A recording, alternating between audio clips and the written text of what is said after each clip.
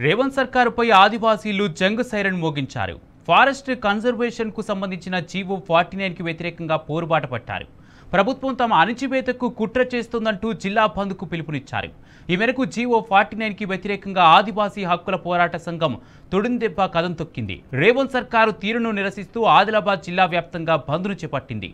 Adilabad RTC bus stand ఎదుట ఆదివాసీ సంఘాలు బైఠాయించి నిరసన తెలిపాయి. రేవంత్ సర్కారుకు వ్యతిరేకంగా నినాదాలు చేస్తూ నేతలు హోరెత్తించారు. ఈ ఆందోళనతో ఆర్టీసీ బస్సులు ఎక్కడికక్కడ నిలిచిపోయాయి.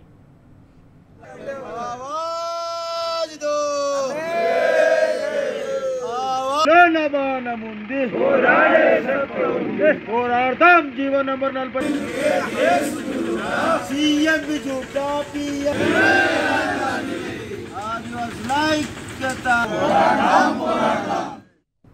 ఆదిలాబాద్ జిల్లా బంద్కు ఆదివాసీ సంఘాలు పిలుపునిచ్చిన నేపథ్యంలో మరిన్ని వివరాలు ప్రతినిధి రాజు అందిస్తారు.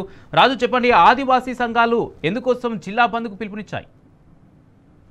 కుమార్, ఉమ్మడి ఆదిలాబాద్ జిల్లాలో ఆదివాసులు మరో ఉద్యమానికి సిద్ధమయ్యారు. ఉమ్మడి ఆదిలాబాద్ జిల్లాలో జీవో నంబర్ 49 రద్దు చేయాలని ఆదివాసులు ఆందోళన చేస్తున్నారు.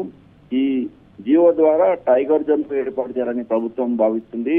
అయితే ఈ జీవో 49 వల్ల ఆదివాసులు అడవులలో జీవించే హక్కులు కోల్పోతారని, అలాగే తమ భూములను కోల్పోతారని, అస్తిత్వాన్ని కూడా కోల్పోతారని ఇప్పటికే గత 6 నెలల కూడా ఆదివాసీ సంఘాల ఆధ్వర్యంలో ధర్నాలు, రాస్తారోకోలు, అలాగే రౌండ్ టేబుల్ సమావేశాలతో పాటు పలు రకాలుగా తమ వ్యతిరేకతను ఇప్పటికే ఆదివాసులు ప్రభుత్వానికి తెలియజేయడం జరిగింది. అయితే ఈ ప్రభుత్వానికి గత 6 నెలలుగా చేస్తున్న ఆందోళనను మరింత తీవ్రతరం చేసే కార్యక్రమంలో భాగంగా ఈరోజు ఉమ్మడి ఆదిలాబాద్ జిల్లాకు ఆదివాసీ సంఘాలు పిలుపునివ్వడం జరిగింది.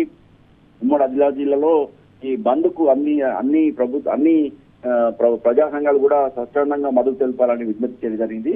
బంద్లో భాగంగా ఈరోజు బస్టాండ్, ఆర్టీసీ బస్టాండ్ ఎదుట ఆదివాసీ హక్కుల పోరాట సమితి తూగుందెబ్బ ఆధ్వర్యంలో ఆదివాసీలు బైఠాయించడం జరిగింది. దీంతో ఇక్కడెక్కడ బస్సులు నిలిచిపోవడం జరిగింది. డిపో నుంచి కానీ ఇటు బస్ స్టాండ్ నుంచి కూడా ఆర్టీసీ బస్సులు బయటకు వెళ్ళలేని పరిస్థితి. అయితే తాము ఈ 49 జీవో వల్ల ఆదివాసీలు హక్కులు కోల్పోతారని ప్రధానంగా ఆదివాసీలు చెప్పడం జరుగుతుంది. టైగర్ జోన్ కన్వర్షన్ లో భాగంగా అటవీ ప్రాంతంలో ఉన్న 330 గ్రామాలను ఆదివాసులు ఖాళీ చేయాల్సి వస్తుందని, దీనివల్ల అటవీ ప్రాంతంలో ఆదివాసులు జీవించే హక్కును కోల్పోతారని ప్రధానంగా ఆదివాసులు చెప్పడం జరుగుతుంది. అయితే తమ భూములు కోల్పోతామని, తమ అస్తిత్వాన్ని కోల్పోతామని చెప్పేసి వాళ్ళు ఆందోళన వ్యక్తం చేస్తున్నారు.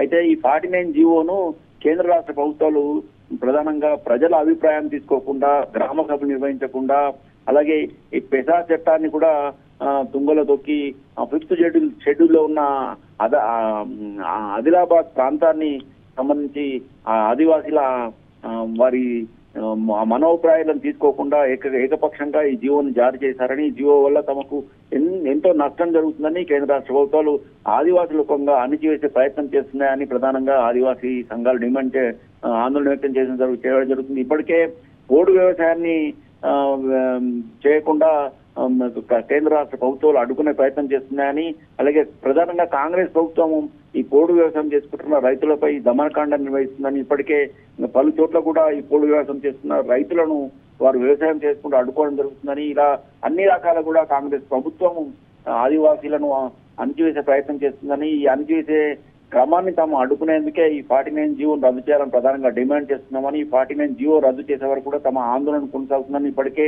తాము ధర్నాలు, రాస్తారోకోలు వంటి ఆందోళన కార్యక్రమాలతో ప్రభుత్వానికి ఈ 49 జీవో వల్ల కలిగే నష్టాన్ని వివరించడం జరిగిందని, అయినప్పటికీ కూడా ప్రభుత్వం మాత్రం ఏమాత్రం పట్టించుకోవడలేని, ఇప్పటికైనా కాంగ్రెస్ ప్రభుత్వం ఈ 49 జీవోను రద్దు చేయాలని లేని పక్షంలో రాష్ట్ర వ్యాప్తంగా సైతం ఆందోళన చేస్తామని ప్రధానంగా ఆదివాసీ సంఘాలు చెప్పడం జరుగుతుంది. Right, thank you Raju.